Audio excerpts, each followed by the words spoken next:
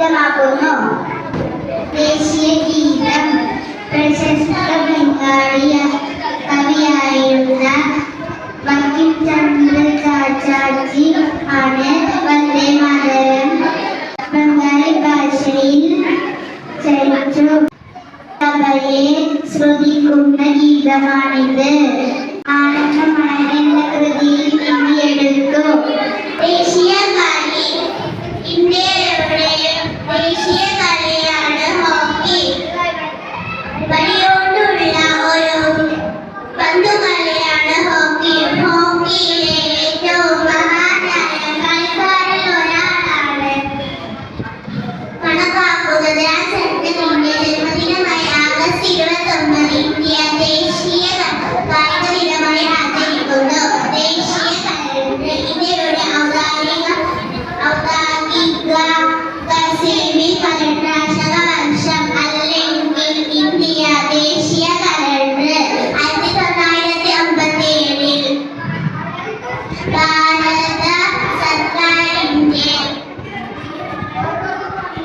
സർക്കാരിന്റെ പരിഷ്കാര സമിതിയുടെ ശുപാർശയനുസരിച്ച് ഇന്ത്യയുടെ ദേശീയ സിവിൽ കലണ്ടർ ശകവർഷം അംഗീകരിക്കപ്പെട്ടു. ആകെ 12 മാസങ്ങളുണ്ട്. 1957 കലണ്ടർ സർക്കാരിന്റെ ശകവർഷം കലണ്ടർ അവതരിപ്പിച്ചു. വളരെ ഭംഗിയുള്ള പക്ഷിയാണ്.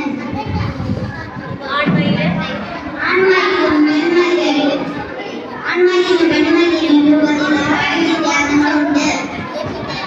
ആൺമയിലും നീലയും പച്ചയും നീലയും കലർന്ന നീലങ്ങളാണുള്ളത്.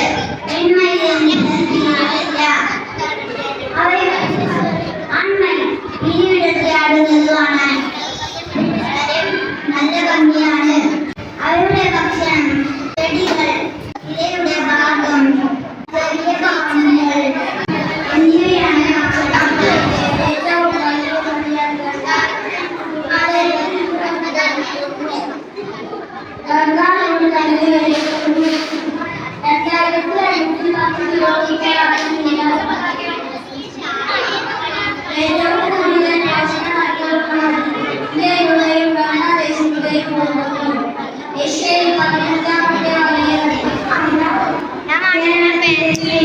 പരമ്പരാഗതമായി ആഘോഷിച്ചു വരുന്ന ഒരു ഉത്സവമാണ് തിരുവാതിരയിലെ തിരുവാതിര. ആഘോഷത്തിന് ഒട്ടേറെ ചടങ്ങുകളുണ്ട്. ചടങ്ങുകളിൽ പ്രധാനപ്പെട്ട ഒന്നാണ് തിരുവാതിര. പുറത്തു വെച്ച നിലവളത്തിന് ചുറ്റും നിന്ന് സ്ത്രീകൾ കൈകൊട്ടി പാടിയാണ് തിരുവാതിര കളിക്കുന്നത്. കോൽക്കളി പ്രധാനമായും പുരുഷന്മാരാണ് കോൽക്കളിയിൽ പങ്കെടുക്കാറുള്ളതെങ്കിലും സ്ത്രീകളും പെൺകുട്ടികളും ഇതിൽ പങ്കുചേരാറുണ്ട്. ഇതിന് പോരാട്ടം എന്ന് പറയുന്നു. സാധാരണഗതിയിൽ 8-10 ജോഡി യുവാക്കൾ പ്രത്യേക വേഷവിധാനത്തോടെ ഇതിൽ പങ്കെടുക്കുന്നു. ചിലങ്കയിട്ടതോ ഇല്ലാത്തതോ ആയ കമ്പുകൾ കോൽക്കളിക്കാർ ഉപയോഗിക്കും. പ്രധാനപ്പെട്ട ഒരു സമുദ്ര കേരളം സന്ദർശിച്ച തോമസ് ചരിത്രമാണ് 12 പേരാണ് മാർഗംകളിയിൽ പങ്കെടുക്കുന്നത്.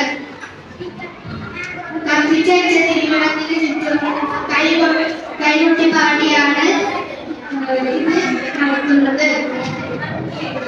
പരമ്പരാഗതമായ ചടങ്ങുകളും ചക്കയും മണിഞ്ഞാണ് മാർഗംകളി അവതരിപ്പിക്കുന്നത്.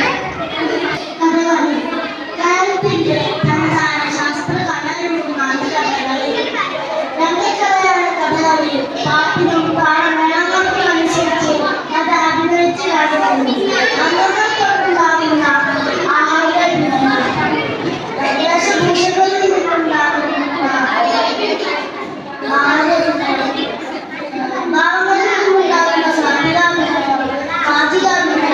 എന്നിവയുടെ സമ്മേളനമാണ് കഥാവ്. ചണ്ടാമത്തളം ചെയ്യുന്ന എന്നിവയാണ് കഥാവ്. കേളി